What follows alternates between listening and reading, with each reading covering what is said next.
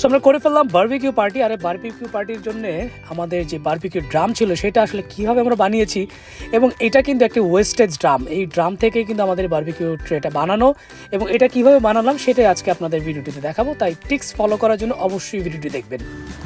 প্রথমে একটি তেলের ড্রাম বা বিভিন্ন ধরনের আপনার সাইজ অনুসারে ড্রাম কালেক্ট করতে পারেন। ড্রামটিকে দুই ভাগে ভাগ করার আগে অবশ্যই মেজারমেন্ট করে দিবেন, এবং যাতে সমানভাবে দুভাগে ভাগ করা যায়।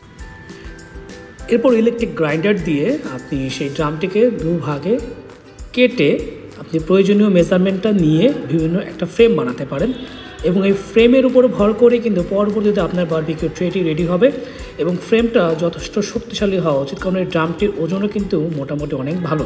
যখন আপনি কাঠ বা কয়লা ব্যবহার করবেন তখন কিন্তু এই ফ্রেমটাই আপনার পুরো বারবিকিউ, আপনি খাসি ব্যবহার করেন বা মুরগি ব্যবহার করেন, পুরো ওজনটাই কিন্তু এই ফ্রেমটার উপরে নেবে। সো ফ্রেমটা মজবুত করার জন্য অবশ্যই এই ধরনের অ্যাঙ্গেল ব্যবহার করতে পারেন, যে অ্যাঙ্গেলগুলো বাজারে ইজিলি পাওয়া যায়। আমি এই পুরো ফ্রেমটা তৈরি করেছি আমার একটা ওয়েস্টেজ থেকে, সেখান থেকে আমি কালেক্ট করেছি। তারপরে কিন্তু আমার এই বারবিকিউটা ট্রেটা রেডি হয়েছে।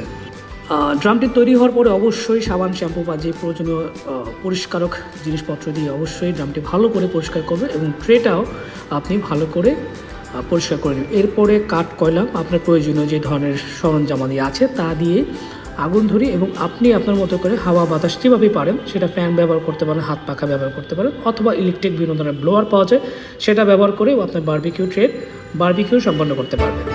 সো চলুন শুরু করি আমাদের বারবিকিউ।